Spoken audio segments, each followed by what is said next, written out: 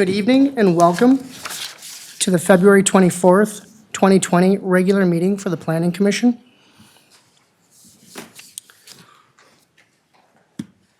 Next item on our agenda, item 2, will be roll call. Commissioner Rasmussen, if you could help. Commissioner Bigham, Here. Commissioner Frazier, Here. Commissioner Kimbata, Here. Commissioner Nabel, Here.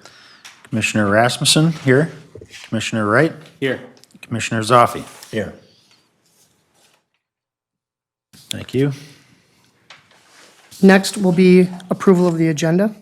I'll look for a motion. Motion to approve. Motion to approve from Commissioner Wright. Do we have a second? Second. A second from Commissioner Bigham. All those in favor signify by saying aye. Aye. All those opposed? Motion carries 7-0. Item number 4 on our agenda will be open forum. This will be an opportunity for anyone in the audience to approach the podium and speak on a topic that is not already on tonight's agenda.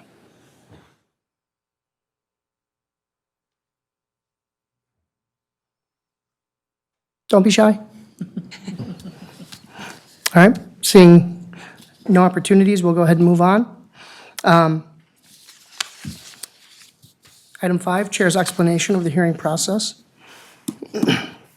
The Planning Commission is a volunteer advisory group to the City Council. One of the Commission's functions is to hold public hearings and make recommendations on land use and zoning matters. The purpose of these public hearings is to provide an opportunity for each applicant and citizens to present information, ask questions, and express opinions. Since these proceedings are televised and recorded for public record, anyone wishing to speak must step up to the podium and give their name and address before addressing the Commission. Staff reports are prepared and provided to the applicant and Planning Commission in advance of the meeting. The first step in the hearing process will be for staff to present a summary of the report. The applicant will then have an opportunity to briefly explain the proposal and provide additional information or comment. Anyone wanting to speak in favor or against the proposal will then be heard. Upon completion of testimony, the hearing will be closed to the public comments. The Planning Commission will then discuss and act on the matter.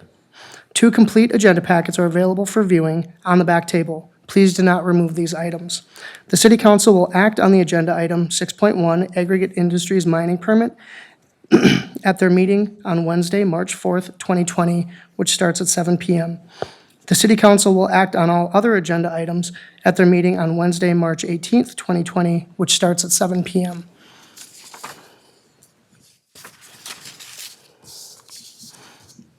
Now on to item 6.1, Aggregate Industries, case MP 2020-006, with John Burbank presenting. Thank you, Mr. Chair, members of the Commission. As stated, this is Aggregate Industries annual mining permit. It's the Nelson Mine, which is located down on Lower Grey Cloud Island. The area in Moab is the area of the active mining operations. That property is leased by the past associates, the owners of the island, or the majority of the island. And I did note that on our new PowerPoint presentation, it's the iron bridge that leads over to Grey Cloud Island. So it's kind of a nice shot there from our annual photo contest. So with every mining application that comes in, they identify where they're going to be doing stuff for the coming year. Right now, they dredge out of the man-made lake on the island, and in 2020-21, it'll be in this area here. They'll be reclaiming items up in this area. There's about 9 acres up there that'll be burned this year, and the oak, savanna, and prairie will be planted per their schedule for the reclamation of that area. On the particular site, as they've worked their way clockwise around the island, the restoration and movement of materials has occurred following their activities. So you kind of see a changing pattern of where the mining activity is each year. Here's a Google's map image of the island. Gives you a little crisper image of what's going on. There are some private residents on the island. In probably 10, 15 years ago, noise was a concern. It hasn't been since they made some modifications on the operation equipment. For the 2020 mining operation plan, they'll mine and process approximately 800,000 tons of aggregate materials. Again, they'll clear and strip topsoil on 5 acres of land northwest of the existing dredging area.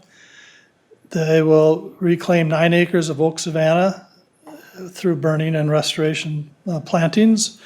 And then their dredging will occur at 90 to 125 feet. With that, they process, they wash, they screen, they load aggregate materials onto barges and trucks. I should note that one barge is the equivalent of 90 trucks going onto our roadways. So having the river location is good for the community and good for aggregate industries. With their current request, they do have a request to continue operating 24 hours per day, 7 days a week. And again, that hasn't come up as an issue with each annual mining permit. We do not hear anything on that. They've got a pretty good relationship, from my understanding, with the applicant, with the residents. So if there is an issue, they are contacted and take care of it. Again, some more site details. There's a processing plant located in the northwest portion of the island. There's a conveyor that runs across the island and feeds the current mining operations. That northern conveyor is static in that under current OSHA requirements, they'd have to make a lot of modifications, so they maintain it in its current location and 2 different feeds to that depending on where they're mining. Again, there's some reclamation areas along the southern portion of the island. The dredges are operating where I identified they'll be doing the mining. There's some tree clearing in that area, and then they strip and stockpile the topsoil. I won't run the video this year, but this is a picture of the dredge that they utilize to extract the material from below the island. And another shot. So with every application, the applicant does submit a land use plan, one from 2000 and one that they completed in 2017.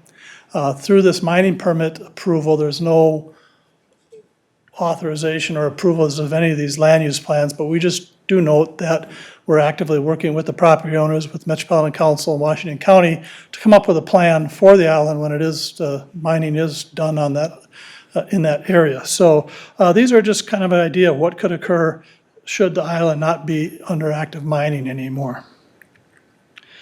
With that, we are recommending the approval of the 2020 mining permit for Aggregate Industries, subject to conditions. Thank you, Mr. Burbank. Any questions from the commission for staff? Thank you. At this time, if the applicant would like to add any additional comment, you may approach the podium and state your name and address for the record. Good evening. Thank you, John. He did a real great summary of our operations. I'm Patty Bessler, the Regional Land and Environmental Manager at Aggregate Industries. With me tonight is Mike Murphy. He is our plant manager down at the Nelson Sand and Gravel site. As John stated, operations are pretty much same as they've been in the past several years. We're marching along towards the west, back to the processing plant with our mining operations, reclaiming as we go along. We're taking our waste sand and putting it north east of the large lake there that we've been dredging in. We're going to maintain our oak savanna this year. We're adding some larger trees this year because there is a potential that we might have to take some of our smaller trees that we've planted in past years out. So we're trying to plant bigger trees to kind of offset that if we have to move any of those smaller trees that we've been doing in the last several years. And the reason we might be moving some of them in our oak savanna area is because we're wasting a lot more sand at the Nelson plant than we have done in past years. Reclamations, we'll get it up to where the PAS, the landowners, grades where they want that to be potentially for their development. And then I know they have been working very closely with the city and have been in meetings, I believe with the mayor, about future land uses for the Nelson site. So other than that, we have all of our environmental permits in place. We work very closely with MSHA, my health safety organization here in the state of Minnesota. So they come out and do inspections for safety from time to time, as does the Minnesota Pollution Control Agency. And we've been operating within the limits of all of our permits.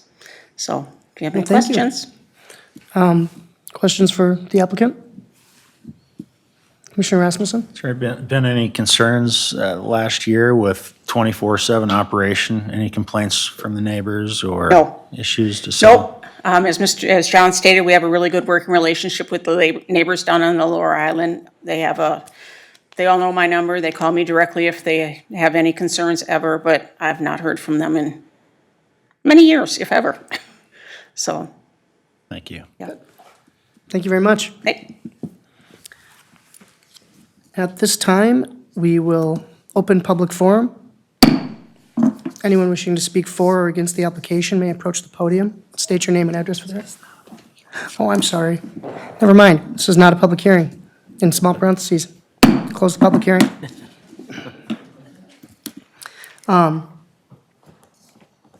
Additional questions or comment from the commission? It kind of seems to me like this is just the annual renewal. They're not changing their operations in any significant way. Agree. All right. Well, I guess at this point, I'll look for a motion. I make a motion to approve the permit subject to the conditions in the staff report. Okay, we have a motion to approve, subject to the conditions stipulated in the staff report from Commissioner Frazier. Do we have a second? Second. I have a second from Commissioner Wright. Further discussion? Seeing none, all those in favor signify by saying aye. Aye. All those opposed? Motion carries 7-0. On to item 6.2, mixed-use zoning district, case TA 2020-012 and case ZA 2020-013.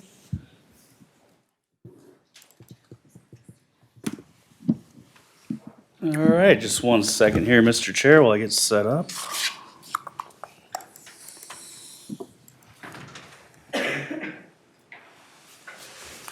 All right, thank you, Mr. Chair, members of the Planning Commission. Tonight, we have two items before you related to the creation of a new mixed-use zoning district, that being a text amendment, and the second item being a zoning amendment, both of which require a public hearing tonight.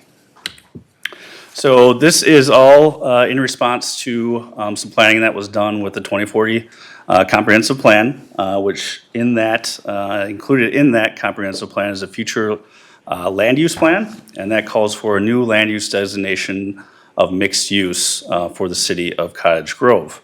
And the goal of that new land use classification is to provide flexibility specifically within existing and planned commercial areas to allow both mixed-use development, that being development that includes, or a building that includes both either office or retail, for example, on the main level with apartments above, or to allow standalone multifamily development within these commercial areas. So currently our zoning, we only allow multifamily in our residential districts, with the exception of senior living.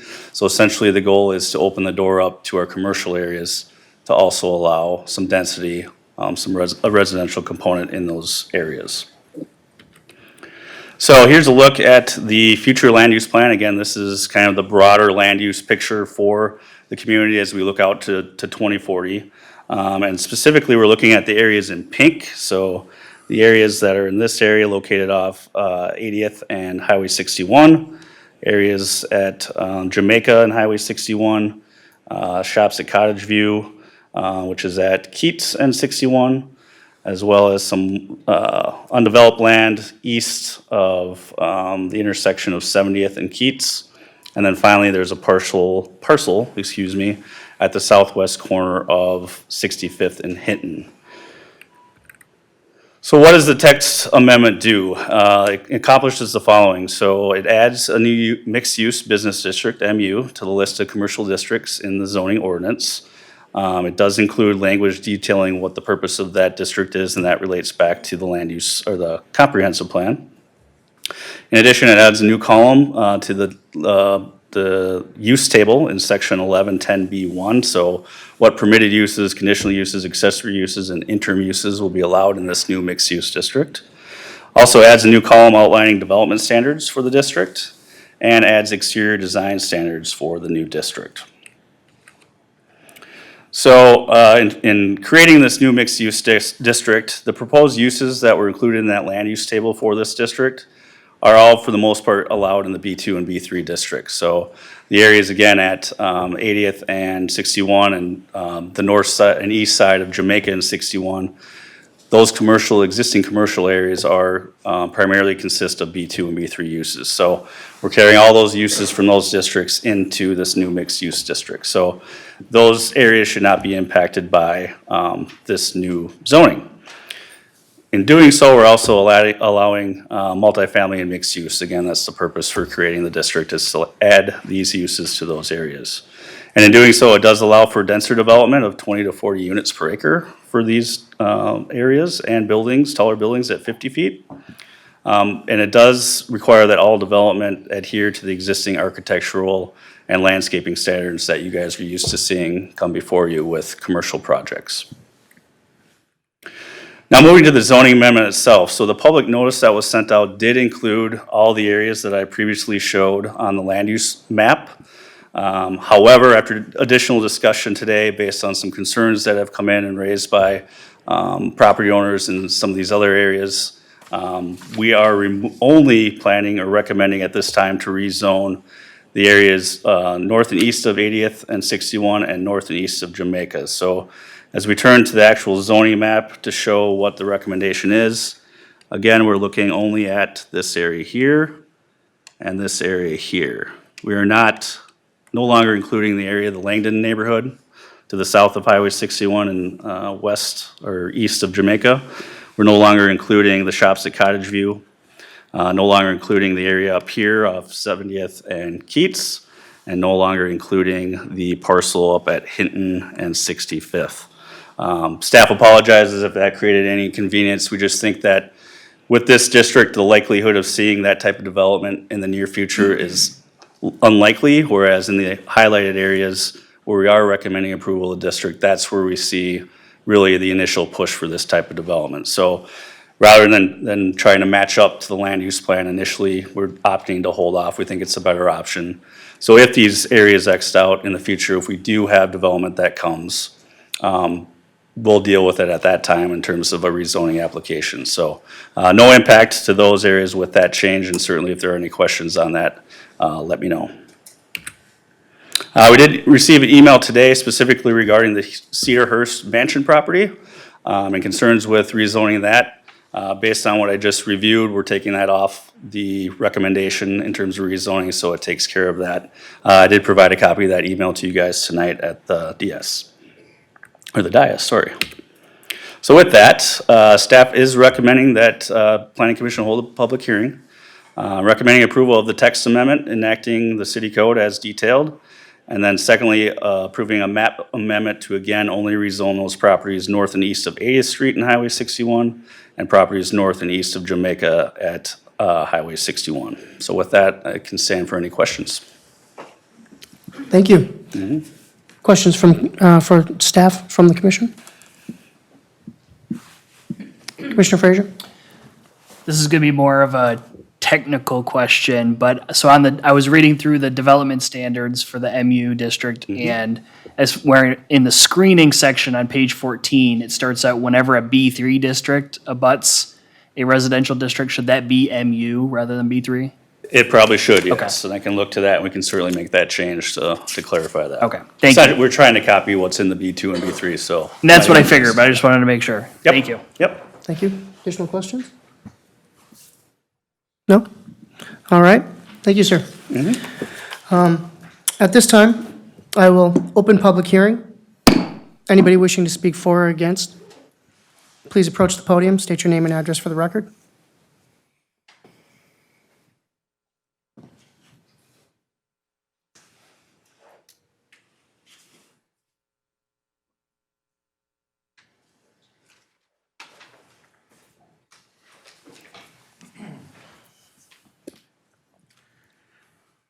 My name is Jerry Herringer, 1731 Innsbrook Parkway, Columbia Heights. We happen to own the land at the shops at Cottage View area, and I was wondering why that was excluded from this rezoning situation and not moving it into the planned unit type of thing. That would be a good question for staff to answer. As soon as we're done with the public comment period, we'll get staff back up and they can answer questions for everyone? Do you have any additional comment? That's all, that was That's my all? only comment. Curiosity. All right, thank you. Anyone else wishing to speak for or against?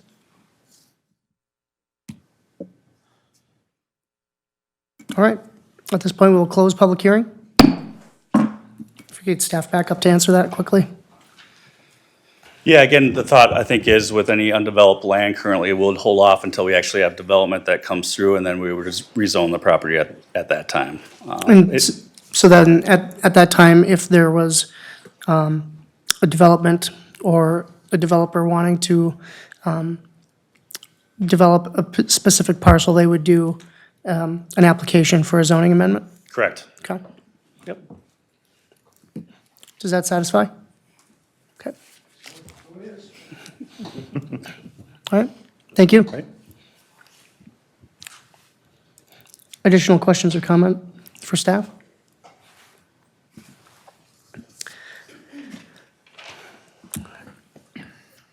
My take on it is if we can get an opportunity to kind of boil down our specific zoning for, in this case, multi-use, or where we're going to have some higher density housing. Ideally, that's going to work as a buffer between those commercial areas and the lower density residential. So I think this zoning amendment is a good thing for helping to identify some of those key areas where that special land use is going to be important. That's my take. Further discussion? At this time, I'll look for a motion. I move for the approval of text amendment 2020-12 and zoning amendment 2020-13. Okay, we've got a motion to approve from Commissioner Zaffi. Do we have a second? Second. I have a second from Commissioner Begum. Additional comment? At this time, all those in favor signify by saying aye. Aye. All those opposed? Motion carries 7-0. On to item 6.3 with Christine Costello presenting.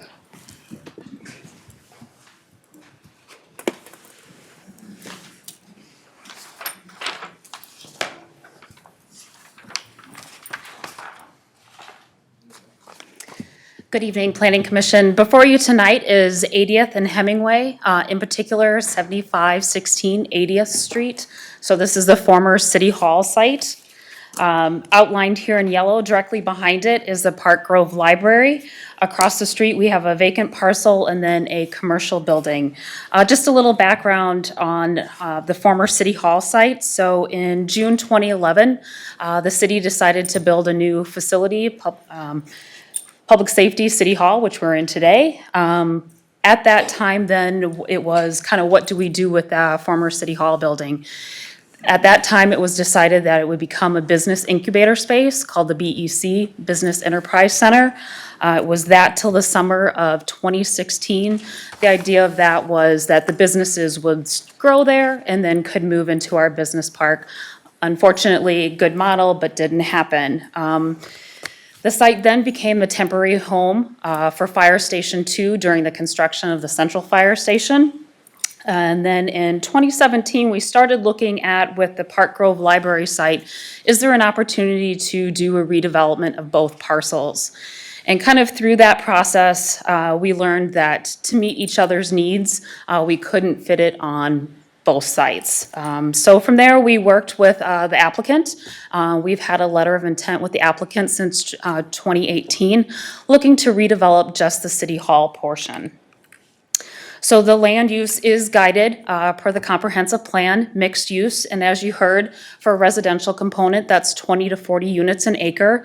The proposal is 38 units an acre, so it does meet that requirement for the mixed use district. Again, this is in that 80th and Jamaica area, or 80th and East Point Douglas area that was re-guided earlier. So we're proposing to rezone from B1, which is limited business, to the mixed use zoning district. Here you can see kind of an outlay of the building. It's roughly L-shaped, 4 stories. It is market rate, so this will be our first market rate project since probably the mid-90s that we've had in the community. So it's a housing type that we've needed and looked for but haven't had. They're proposing 120 units, a mix of studio, 1, 2, and 3 bedrooms. There'll be underground parking as well as the surface parking. There's an entrance there on Hemmingway, as well as maintaining the existing entrance that's there on 80th Street.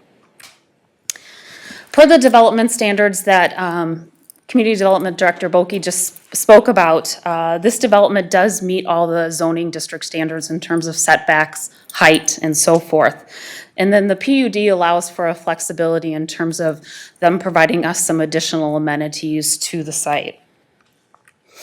In terms of site access, as you can see in the one drawing, the access on 80th Street is still staying.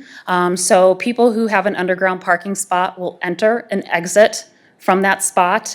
And you can see the driveway is kind of serpentined a little bit, and that allows some stacking in that driveway. So as people turn left or right onto 80th Street, there's plenty of room for traffic to move east or westbound. Additionally, there is a shared driveway between the library and the City Hall's former City Hall site. That is all on the former City Hall site. So that access will go away. The library will maintain access on 79th Street, and they'll need to redesign their parking lot as part of this. And they are aware of that process. Additionally, there's sidewalk along 80th Street. The applicant is proposing some new benches, additional landscaping, and then a trail connection that hopefully we can have connect to Oakwood Park, and that loops around the west side of the building that comes to the front entrance. So the front entrance of the building does face inward, and you'll see that later on in the architecture.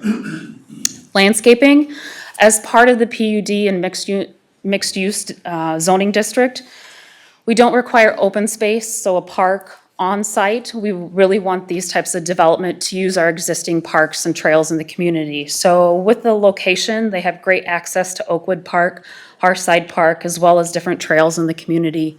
And there'll be an increase of landscaping that's even more so than what's at the current site. So you'll see the trees being removed from the current site. About 8 of them are diseased, so then the remaining will be removed because of the layout of the building. But they're adding back-end trees and additional landscaping that'll make the site great. Again, in terms of architecture, you can see on the south elevation facing 80th Street, kind of that corner crown piece. It'll have some accent lighting and signage of the apartment complex.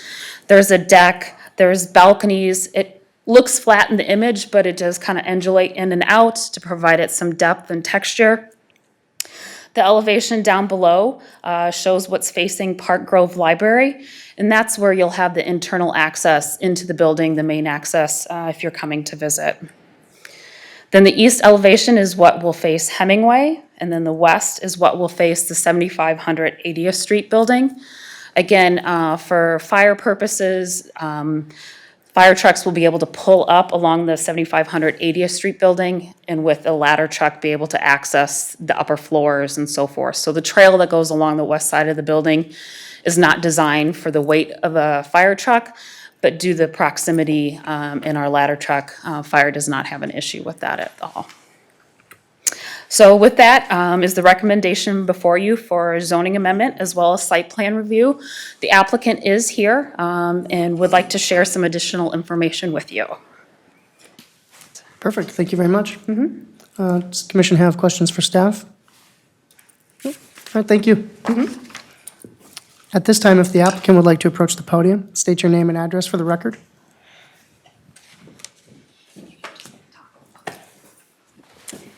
Hi, my name is Caitlin Murray, and I am with 641 East Lake Street, Wayzata, Minnesota, 55391. I just wanted to introduce myself. I'm Caitlin Murray, like I mentioned, with North Shore Development Partners, and we are really excited to be part of the development team with Della, who's been working with the city of Cottage Grove on this former City Hall site. So I just wanted to also, introduce, here's some of our past projects that we've done. We have one in St. Louis Park under construction right now, which is a phase 2 of an existing apartment building behind the Knollwood Mall Target, 100 units in Minnetonka right at 169 and 55. And the access project is 150 units at 169, 169 and 55 is the access, and the overlook at Minnetonka is 169 and Minnetonka Boulevard. We didn't develop Osceola Place Apartments, but we did recently acquire that building in St. Paul, right off of 35E. So part of our project team is Stonebridge Construction. They have extensive multifamily experience in the Twin Cities, and designer and architect is Cole Group and Civil Site Group. And then Stephen Scott Management will be the lease up and marketing team for the project and then manage it when it opens. So with that, I'll hand it off to Della to talk about more specific components of this project, and I can assure you the entire team is working really hard to bring this exciting project at 8th and Hemmingway to be a great asset to the community and success for everyone involved. So we're here to answer questions and work together with the city to make it a great project. Thank you. Good evening. My name is Della Colpine, 2880 Jewel Lane North, Plymouth, Minnesota. And I think Christine kind of covered the basics of the project. Again, we're proposing 120 units, a mixture of 1-bedroom, 2-bedroom, and 3-bedroom. The residential amenities include the community club room. We'll have an outdoor deck that will be used just for the residents. It'll have a lobby, which you see in a lot, lobby with coffee bars, et cetera, which you see in a lot of market rate projects these days. Dog park and dog wash. The dog wash will be down in the lower level, kind of adjacent to the dog park. Again, we have the walking paths around the site. We're excited as it does connect up to so many great amenities. Oakwood Park, you actually have the elementary school there. You have some schools that have some amenities as well, outdoor amenities. We'll have storage units, bike storage, and of course, we'll have on-site leasing and maintenance office, and then of course the mailroom and package room, which becomes more of an issue these days as Amazon.com has become more popular. So we'll make sure we take care of that as well. So again, I'm just going to touch a little bit again on the site design, a little bit more specifics. But as we looked at this site, and again, we worked, and Christine can attest to this, probably 20 to 30 different site plans, first with a library and then ultimately alone as we looked at developing the market rate apartment. But again, our overall goals when we designed the site was to really balance between parking needs, green space quality, as well as the building functionality, and really what drove the site. And so there are a few key factors that really drove the design of the site. First of all, there's, if you look from the corner up on Hemmingway of the entry there to the 80th Street entrance, there's about a 10-foot difference between those two pieces. So we really tried to work with the site to, create enough entryway and balance the site, so we weren't taking out a ton of, excavating a ton of fill, et cetera. So the reason it's driven the way it is a lot because of the contours of the site plan. We also wanted to take into consideration, what is the look of 80th Street? How is it going to look to the neighborhood? And we really wanted to anchor that street with the exterior design and the building, and at the same time, it shields the parking lot. So you're not going to be driving up and just seeing a parking lot. It actually is behind the building, and you're going to see this great architecture and landscaping that is done to create 80th Street look and feel. We also, again, when you develop any of these projects, you really look into the consideration of where's the sun coming and going for the residential units, and how can we maximize that into the units? And so we really looked at how does that sun go from east to west, and how can we gain as much into the units? The north, as you look at the L shape, and we look at also where's the main entry, where's the northwest wind coming in? Because you always want to make sure it's not going to be in the middle of winter here in Minnesota. You want to make sure you don't have that wind blowing to your main entry. So as you look at the L that really is along the west side, it really shields our main entry and keeps it at least warm during the winter months. We also wanted to make sure that we provided enough circulation and green space for the residents. So that, again, was why we have the continuous circulation for people to take their dogs out for a walk if you have small children, et cetera. And then lastly, and I think Christine touched on this a little bit, is we really looked at what type of landscape design we're going to have. And it really is kind of a multi-seasonal, kind of multi-layered. What we have along 80th and Hemmingway is going to be your street line trees. And as you get closer, we have your bedding that really is going to be your foundational bedding along the building with layers in between, and really took into effect what is that look, both for the residents, but ultimately for the community. And then I think on the exterior design, I think a lot of that was covered, but again, our overall concept was We really wanted to create a contemporary feel to this site. And at the same time complementing what is around the site, because we know that there's both businesses, commercial, you have the schools, and you have single-family residential. So we really had to take what is that context around it, and how will this building both fit in and enhance the surroundings?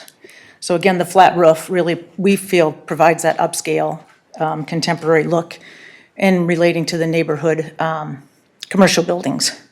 I think Christine talked a lot about the architecture, the repetitive bump outs, and I think here you can at least see a little bit more of, on the 3D rendering, how on 80th Street we have these bump outs that come out, and another layer is actually then your, the balconies for the unit residential balconies. So again, you're gonna have some great shades and shadows and relief along that building, so it's just not one flat elevation. And then the southwest corner, again, she spoke to the crown element, and it kind of gives us an asymmetrical feel to 80th, but has enhanced lighting. As you can see, it has a little bit more glazing to that, as well as brick. So we really tried to create kind of a feature element to that corner of the building. And then the materials we're looking at is brick, glass. We have some burnished rock face block, and then really your Hardy board. James Hardy is really the type of board that used a lot of residential projects. So that's kind of our relationship, that we're coming back to the residential component of the project. And we really feel like it's going to be a nice element that's going to be added into the community here at 80th and Hemmingway. And with that, I think, really right now, I think our time is spent probably best answering any questions you might have on the project, and Caitlin and I are here to answer any of those. Christine? I just wanted to add one additional item, that Della did hold a neighborhood meeting in November of last year, and that mailing went out to people within the surrounding 500 feet, so it was the same people who received the mailing for tonight. We had 2 people show up, and a firefighter, because we held it at Central Fire Station. And it was mostly questions of kind of what it would look like and so forth, but didn't receive any kind of comments or concerns, so just wanted to make you aware. Thank you. Does the commission have any questions for the applicant? Commissioner Zopfi? Regarding parking, as you get 116 surface, how many do you have below ground? And based on your 1, 2, 3 bedroom mix of units, do you think that's a sufficient number of spaces? So we have, on the surface parking, there's 116. Below grade, there's 94, for a total of 210 parking stalls in totality. And the way we have, and we did actually take quite a long look at our parking analysis, because it's one of those items that you have to make sure you hit out of the ballpark when you're developing market rate apartments. And so what we do is we look at a couple different things, kind of your overall, what is your ratio? But then also we break it down by apartment types. So studios, we are looking at 1 stall per studio, because typically that's a 1 person renting that. For our 1 bedrooms, we have 1.76 stalls per unit. A lot of standards anymore are about 1.5 in most communities, so we feel we're above that, because sometimes it's 1 person and sometimes it's 2, so it kind of equals out.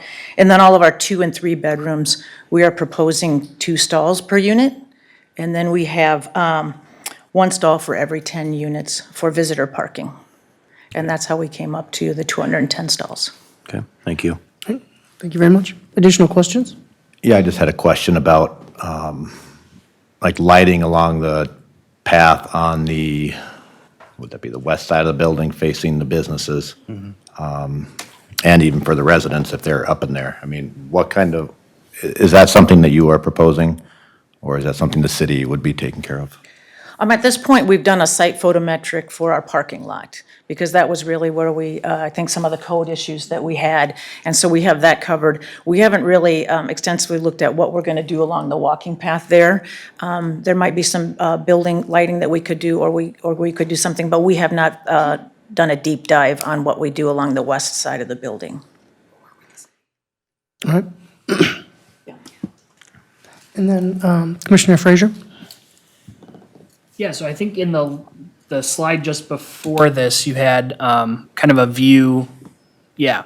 And so it kind of looks, you can see where the garage door is for the underground parking. Is that going to be below the grade of the 80th Street, so it's kind of hidden, or is that straight at grade? It's pretty much, it goes down about 6 inches to a foot. I mean, when you really look at it, the 80th Street and the entry into our garage isn't a lot of difference. So we do have there'll be street trees along that, but there isn't a lot of, and we couldn't really have it go down in order to connect up to our Hemmingway entrance. Sure. Okay. And so my concern was basically just the visibility of that kind of garage door looking thing to the street. And so it sounds like there's going to be some kind of screening in front of that. Yes. Okay. Thank you. I had an additional question regarding the egress for the garage. On the renderings, it looked like people exiting the garage would have an opportunity to go either northbound or southbound on 80th Street. Is that correct? That is correct. It will be the same entry. I mean, it'd be same access as you would see today from the former City Hall site. Okay, and then my follow-up question to that is, during peak traffic hours, is there any concern about that causing additional congestion? I know that with the previous site, we were, looking at, versus, 210 parking spots were maybe a fraction of that on the previous site. So without changing any of the traffic patterns for 80th Street, do you feel like there's going to be the potential for additional congestion with that? Or do you have any plan in place for if something like that might occur? Just so I can clarify your question, are you talking about access in and out of the garage? Or are you talking about as a whole? So just specifically the garage exiting directly onto 80th Street versus, being stacked up on Hemmingway? And my concern is a lot of people who are eager to get to work in the morning might add additional stress to 80th Street there. So with the garage door, I'm gonna. There's 94 downstairs too. Did I write on it? Nope. So with the garage door being back here, this allows that stacking. So this entrance is the same as it is now. So when you either go east or west out of that entrance to get onto 80th Street, before we were having, public safety vehicles, police cars responding to calls. So we're comfortable with the traffic. There's only 94 spaces down below. And there's enough spacing with the median in between for cars to allow them to turn. So from a city perspective, we're not concerned that there's going to be an increase in accidents. There wasn't before when it was a city hall. So we're comfortable with that design to allow enough stacking for people to wait their turn to turn either right or left. Okay, thank you. Commissioner Wright? Last parking one, I promise. Is that area conjoined to the library, is that going to be kind of blocked off? Is that going to be kind of connected to that lot? I can see that kind of being a overflow for some people. So there is no connection there anymore with that shared driveway in between. So people will have to access the library from 79th. Okay. And the intent is that they would not park there. If we're finding that we're having issues with people not finding space to park in the library, Hemmingway Avenue is not signed no parking, so we would work with maybe designating some parking spots on Hemmingway kind of in front of the library. There is a sidewalk there, so there's a place for people exiting their vehicles to park and get comfortable to access the library. But the intent is, no, nobody would park in this property and then walk across the grass to the library. So at this time, completely separate. Thank you. Thank you. Commissioner Bigham? I have a not parking question, but it is a traffic flow question. So as you are traveling on 80th, like specifically, let's say you're traveling westbound, I see on this diagram, it has its own dedicated right turn lane. So essentially, traffic would drop from the current flow. As we've probably all experienced, there is a lot of traffic and there's a couple right turns off of there. And I think we've all probably seen a fender bender or two going that direction. The sun comes in, what have you. So the way that we see it here, they have their own dedicated right turn lane to flow traffic into that drive and down there. And the other businesses down 80th as you go westbound don't have their own dedicated right turn lanes, is that correct? That is correct. Okay, So we're not changing any of the design of 80th Street. So that turn lane that's there into the development is there today as it was when it was the City Hall facility. So that's remaining. So that allows also some of those people parking underneath the ability to kind of stack and get out of traffic, looking to continue westbound. All right, thank you. Commissioner Rasmussen? Yeah, I'm just curious with the 120 new units, where are you collecting trash, recycling, and where are they picking that up from? I guess I'm not finding a dumpster enclosure or anything. So what we have is, because we have a trash room that's located right here on the main level. And that's where we'll be holding our dumpsters. And we are actually going to do real-time trash pickup. So when the company's going to come, we'll roll it out. We have a dedicated stall here. It will roll out, and the garbage company will pick it up, and then we'll roll it back in. Because what we have is we have trash chutes from second and third. So if you don't have those dumpsters there, the trash goes everywhere. So we have to do it really basically real time. So there is no trash enclosure except our trash room on the main floor. Makes sense, thank you. Thank you. Seeing no more questions from the commission, we will now open public hearing. Anyone wishing to speak for or against the application may approach the podium. State your name and address for the record.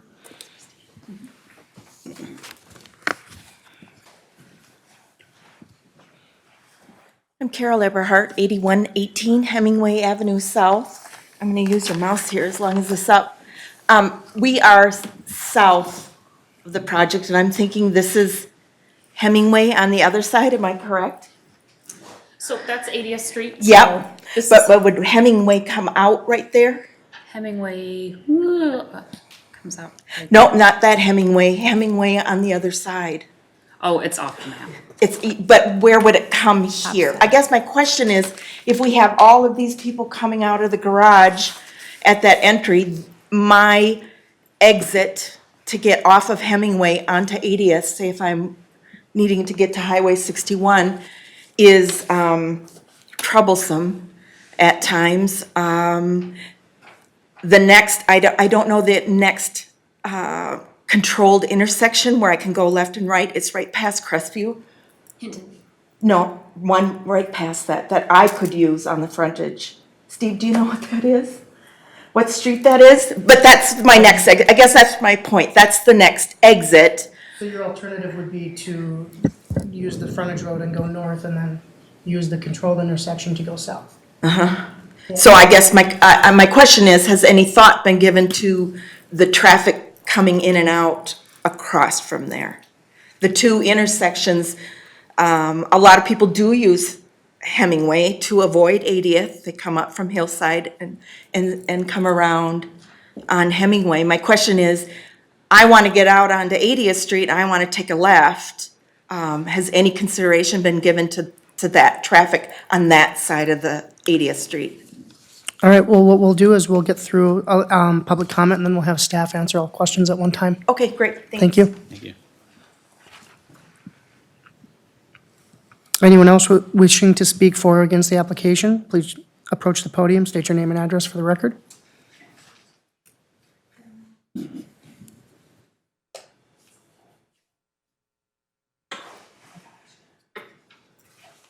Okay, at this time, we will close public hearing, and we'll get some follow-up from staff.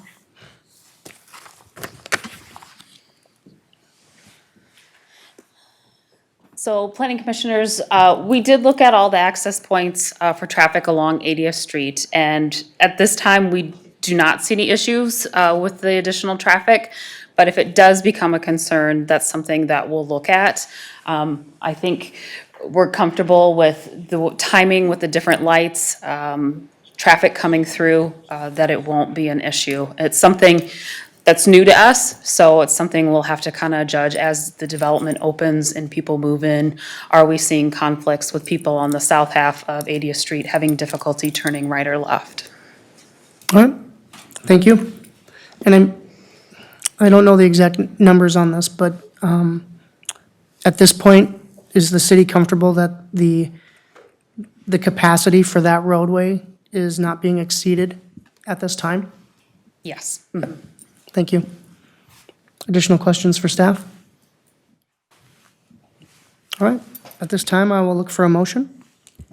Oh, sorry. I just, Commissioner Bigham. thank you. I just have a real quick question. Speaking of the library, I didn't get a chance to ask earlier.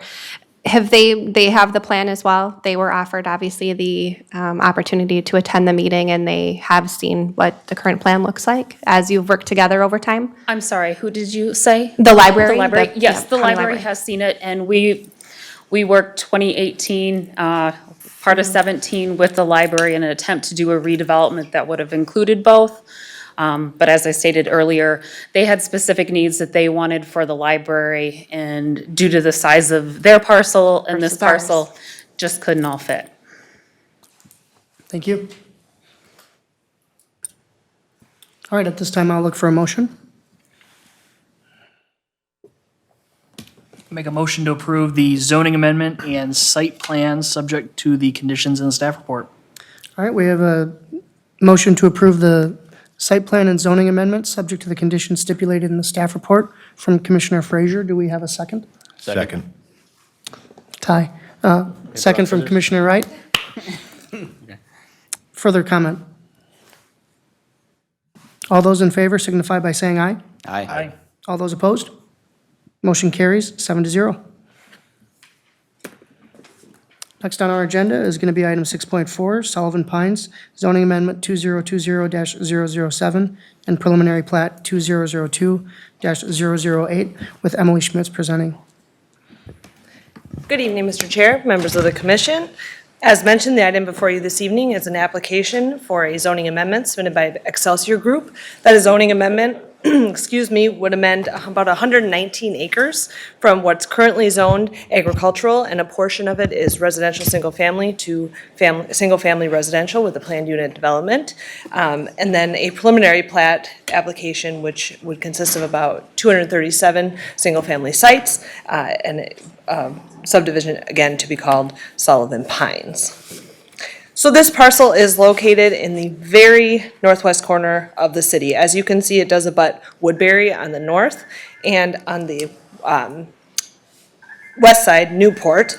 It also is just north of the new Oltman Middle School. It does not show on this aerial, as well as the Bailey Woods development that you had recently seen before you in the last few months on that east side. Again, as I mentioned, 237 proposed units. It will be entirely HOA maintained. A large portion of the site is proposed to be dedicated as city park. We'll talk more in detail about the park as we get through the presentation. It's about 33 acres plus or minus. I'll make note that the applicant did meet with City Council at a workshop back in January just to get a feel of the development and how council felt about the proposal. It was a lot of positive feedback. As you can see, this is an updated site plan. At the time, the developer was proposing some lots along the park. Council did make a note to them, hopefully removing some of those lots to give a good vista view as folks are coming through the neighborhood to that open park area. So as you can see, the developer has removed those proposed lots. They also held a neighborhood meeting just a handful of weeks ago, mid-February. So they noticed property owners within 500 feet to have them come, have a conversation, any questions they might have about the proposed development. There were a handful of neighbors that do live just along the park area up in the Highland Hills neighborhood that did come. Their biggest concern was just getting a better idea of the future of this park, what amenities are going to be there, where the trail's located, and what that might look like, and how it might affect their property being close. And this one, just to clarify, the majority of the development will be 65-foot wide lots, and then circled in blue in this southwest, would be 55-foot wide lots with a villa-type product. The land use is guided in our 2040 and was in the 2030 as low-density residential, which, as you know, is 1 to 4 units per acre. The developer is proposing 1.9 units per acre, right in the middle of that 1.4. Access to the site will be from Bailey Woods, so it'll continue Highland Hills Lane into the development from the east. Goodview Avenue on the south, will continue north, and this isn't the exact location of the road, but it will meander through the development Goodview Avenue.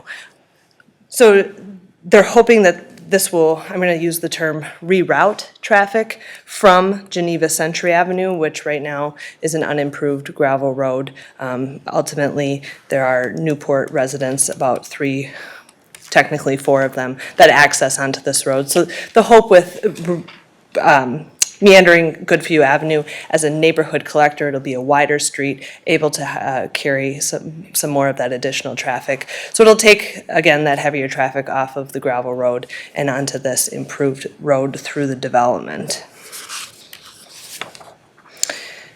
As always, sidewalks are required to be installed on one side of each street, so the developer has proposed just this. Again, creating a great pedestrian traffic throughout the site. I'll make note, so this green line down here is this trail that runs along 65th Street. The portion that I just did draw is existing. So as a part of this development, the developer would be required to install the remaining trail up to the city boundary with Newport.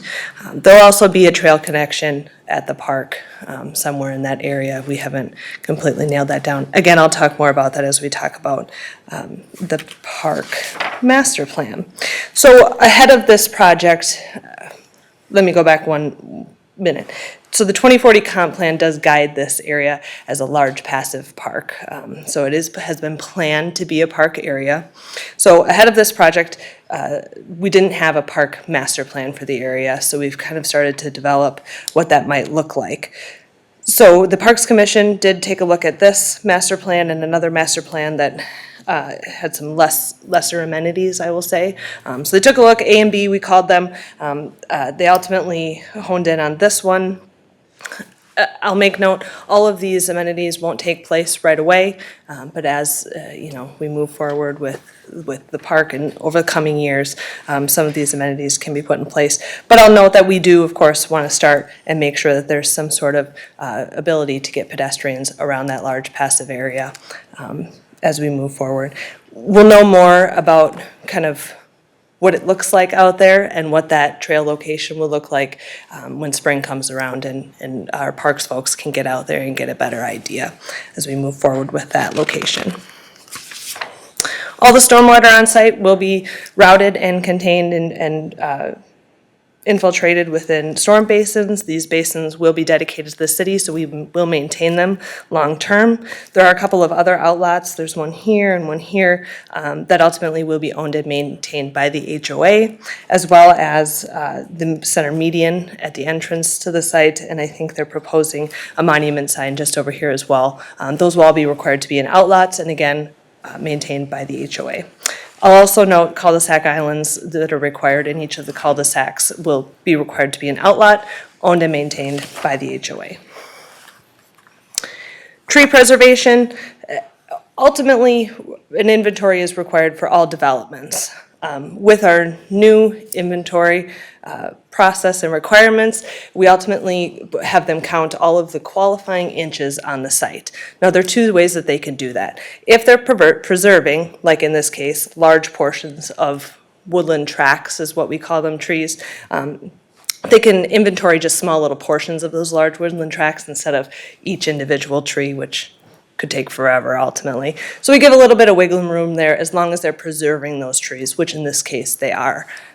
The remainder of the site, they are required to do an individual inventory for all these little areas of trees here for those qualifying trees.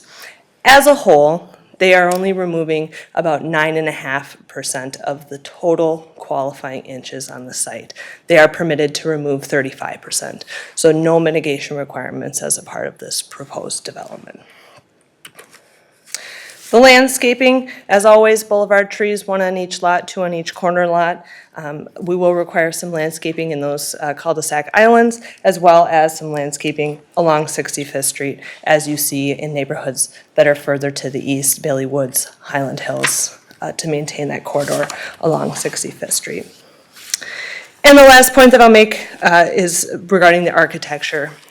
Now, I know I don't have a pretty rendering or elevation here, but the developer has indicated a potential for 5 different builders within this development. I'll let them elaborate if they'd like, but ultimately this will give a variety of architecture to the site, single family, as I mentioned, the villas as well on those smaller lots. This image also portrays the 3 phases that they're proposing. So this green area will be the first phase, and they've indicated that they would hope to have all of the builders for the site building in that first phase. So again, giving that variety of architecture and product style right away within the development. So with that, I will leave the recommendation. I will stand for any comments. I know the applicant is available and willing to answer any questions that you might have. All right, thank you. Questions for staff? No, thank you. At this time, if the applicant would like to approach the podium and state their name and address for the record, add any additional comment.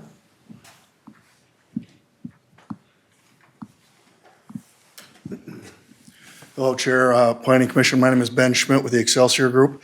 Honestly, your staff does a great job of laying out everything that we intend to do, and I don't really have any additional comments. The only thing I thought I would add is on the builders, again, we're just a developer. We are not a home builder, so we can't come with you with specific elevations, but we do anticipate having probably a national builder and a piece of it, but the bulk of it being local builders. We're negotiating right now with 2 local builders in Woodbury that we anticipate being in the development. That would give us nice varied architecture that I think we'd all be proud of, and 2 builders that we do a lot of work with. So we're excited to get them in there. Beyond that, honestly, I don't really have anything to add. We tried to be responsive to the things that came out of the workshop that we had with the city council, so we feel like we've got a good project and we're excited to get started. All right, thank you, sir. Thanks. Questions for the applicant? Seeing none. At this time, we will open public hearing. Anybody wishing to speak for or against the application may approach the podium and state your name and address for the record.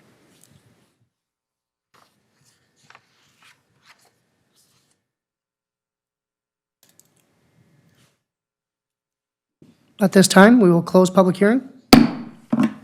Additional comment from the commission? I think it's a pretty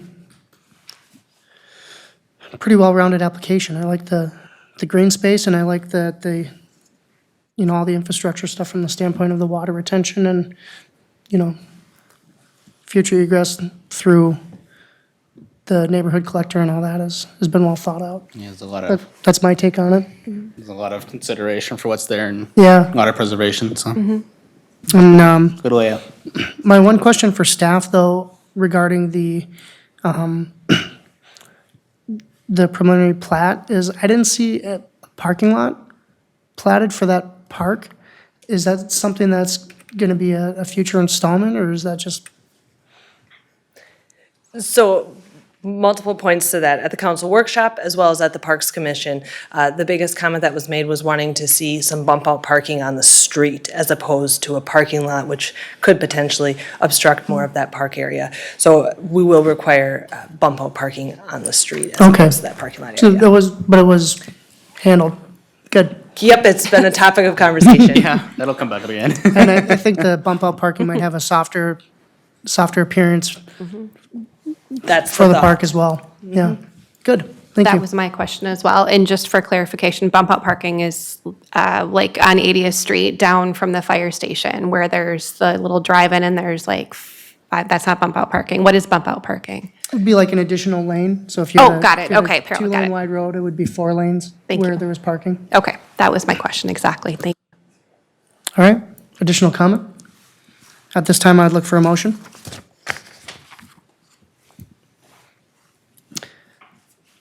I motion to approve based on findings of fact and subject to the conditions stipulated in the staff report.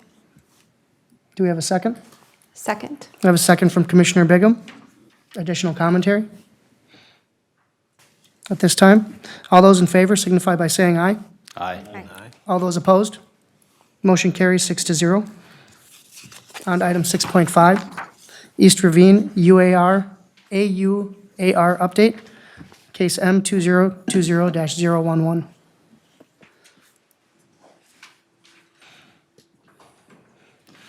Thank you, Mr. Chair, members of the commission. Let me pull it up here.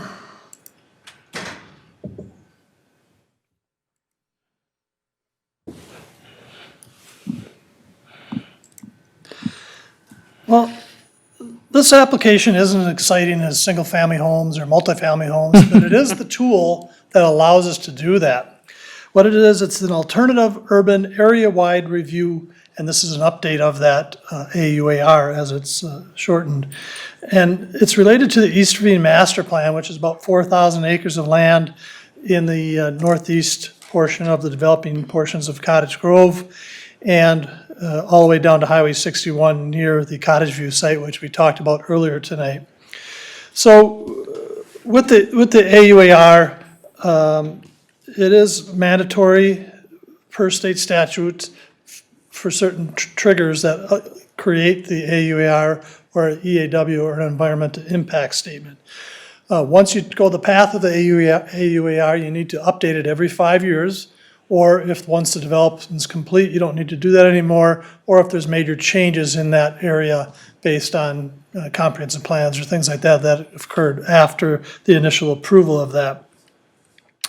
So in the AUAR, you look at land use. These are items of review. Land cover, zoning and other controls, geology and soils, topography, surface water, stormwater, groundwater, wastewater, waste generation, sensitive ecological features, historic properties, transportation noise, transportation generation, air emissions, dust and odor. So those are things you can find in the AUAR if you've took the time to read through there. Based on this most current review, we did share it with other departments. Based on the findings that were completed in the update, there was no negative impacts or changes. No updates of development. Well, it also included updates of the development that occurred, all the different subdivisions that you as a commission have been approving over the years here since the AUAR and the East Ravine was first set forth. So with that, it was identified that no additional EAW or EIS review is required. And we are recommending that the Planning Commission take the following actions. One would be hold a public hearing to seek public comments on the update. And then number 2, to send a favorable recommendation for the council on the completeness and accuracy of the update, and that the council authorize the March 30, 2020 publication of the 2020 East Ravine AUAR update with the EQB, the Environmental Quality Board, for commencement of the initial 30-day comment period. All right, thank you. Questions or comment from staff or commission? Does the city have a recommendation on how to boil that down so that we might vote on it in a more efficient manner? Does the city what?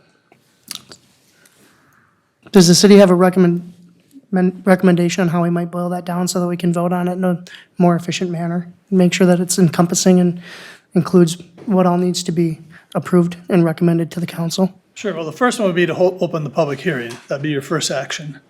And then the second one would basically agree with staff that it is complete and accurate and that they publish it with the EQB. All right, thank you. Comment from the commission? Seeing none at this time, we will open public hearing. Anyone wishing to speak for or against the application or add any comment may approach the podium and state your name and address for the record. Seeing none, we will close public hearing. Additional questions or comment? Seeing none, at this time I will look for a motion. Motion to approve. Are you motioning to approve the completeness and accuracy of the update? And that the council should also authorize the March 30th, 2020 publication of the 2020 East Ravine AUAR update with the EQB for the commencement of the initial 30-day comment period? Well, yes, I am. Do we have a second? Second. We have a second from Commissioner Zopfi. Further comment? All those in favor signify by saying aye. Aye. All those opposed? Motion carries 6-0. Item 7, approval of Planning Commission minutes for January 27th, 2020. If there are no revisions, I would look for a motion to approve. Motion to approve? I have a motion to approve from Commissioner Bigham. Do we have a second? Second. I have a second from Commissioner Knable. I'll beat you someday. Take it, yep. Additional comment? All those in favor signify by saying aye. Aye. All those opposed?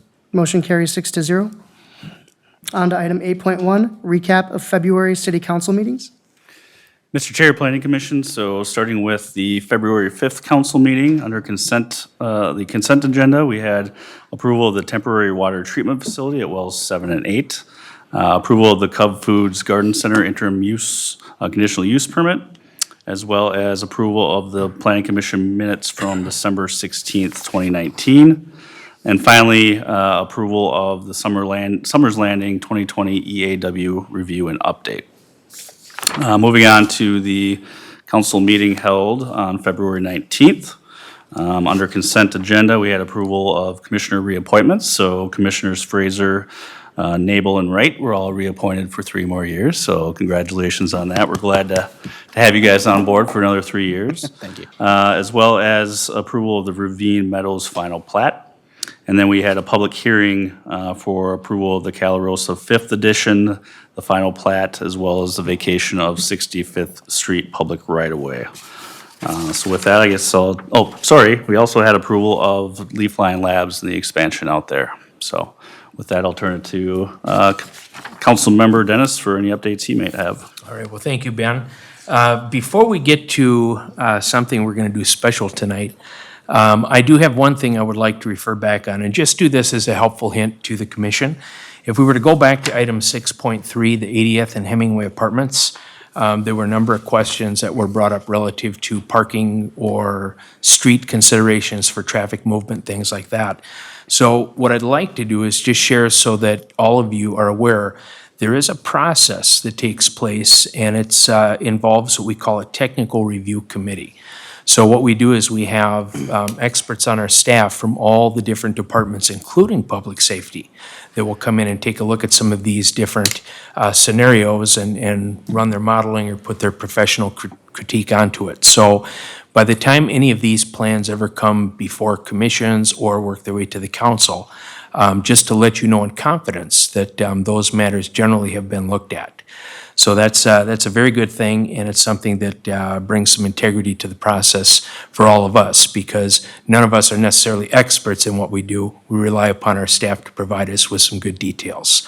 So just a sharing of that with you, and by all means, if you do have questions or things like that, but always keep kind of tucked in the back of your mind that we have a process that does look at all these things ahead of time. So it's a really good thing.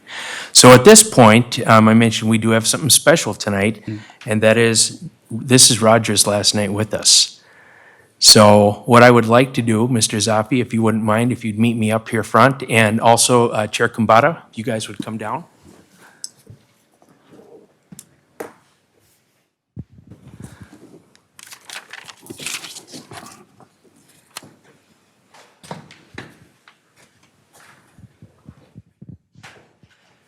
All right, Roger, you can stay right in the middle there. Well, my friend, you've been here with us for 5 years. And 6 years? Well, they had us down March 2015 to February 2020, so we'll give it 6 years, 5, 6 years, whatever the time frame is. But over that time, you have made a lot of incredible contributions here to our community, and we're very much appreciative of that.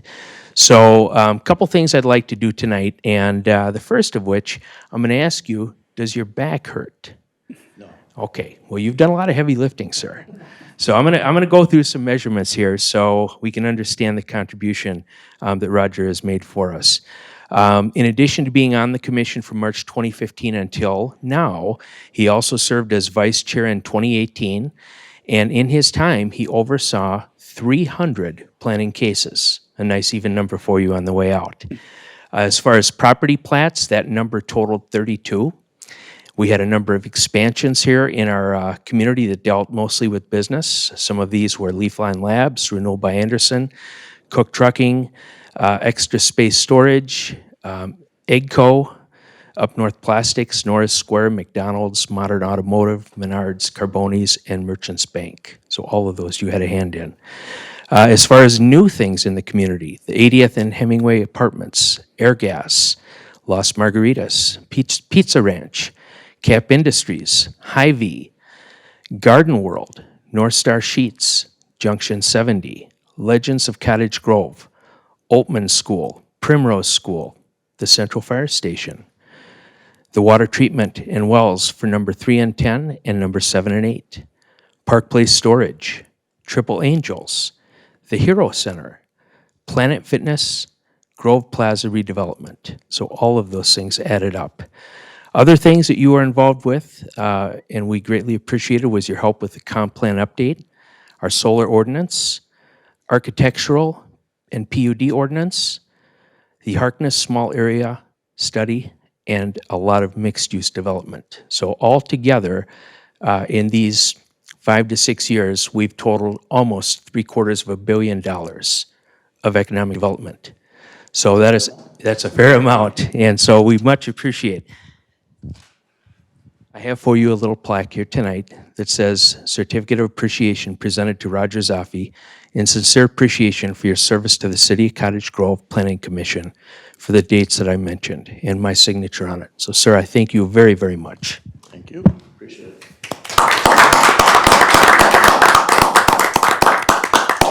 And then before I turn this over to you, I'd like to give the chair a moment to say a couple things. We'll put you on the spot, Tony. When I joined the commission, I think almost 3 years ago myself, you were the second or most vocal person on the commission. That really hasn't changed much. You're always inquisitive, and if nothing else, have kind of led as an example of what we should be doing up here. So I appreciate having been able to look to you for somebody to model how I run the commission. Thank you very much. Appreciate it. Thank you. Roger, a couple words. Just appreciate the opportunity and the time I served and all the people I served with previously who are no longer on the commission, and all of my current fellow commissioners. You guys keep up the good work. Appreciate it. Very nice. Well, thank you again on behalf of myself and the council and our staff. And, the folks that get involved, you are the 1% of 1%. And you guys make a great difference. So thank you very much, and we will see you around town. You will. All right.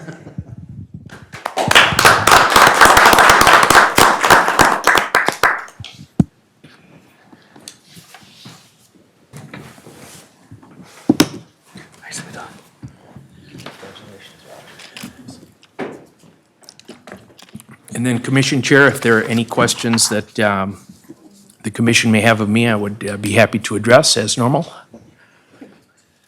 Questions for the council? I don't see any. Thank you, sir. Thank you, sir. Item 6.2, response to planning commission inquiries. We have none at this time.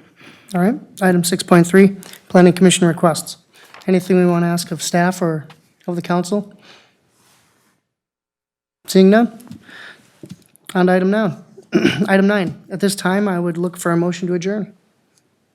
Motion. I have a motion from Commissioner Wright. Do we have a second? Second. Second from Commissioner Zaffi. Adjourn. All those in favor signify by saying aye. Aye. Adjourned.